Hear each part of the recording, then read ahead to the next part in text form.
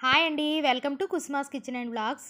బాగా చల్లగా ఉంది కదండీ బయట. ఇంక అందుకనేసి పిల్లలకైతే ఈరోజు 10:00 బ్రేక్‌లోకైతే నా దగ్గర ఇడ్లీ రుబ్బయితే 2 డేస్ అయిపోయిందండి. కొంచెం పులిసినట్టుంది. ఇంక అందుకని అందులోనైతే నేను గోధుమ పిండి యాడ్ చేసుకొని దీన్ని ఒక 5 మినిట్స్ అయితే బాగా బీట్ చేసుకున్నానండి. ఇందులో పెరుగు గానీ, తిను సోడా గానీ ఏమీ యాడ్ చేయలేదు. అలాగా మన దగ్గరున్న ఇడ్లీ రుబ్బులోనే 2 డేస్ అయిపోతే కొంచెం పులుస్తుంది కదండీ సాల్ట్ వేసుకోవడం వల్ల. అందులోని నేను గోధుమ పిండినైతే యాడ్ చేసుకొని ఒక 5 మినిట్స్ అయితే బాగా బీట్ చేసుకున్నానండి.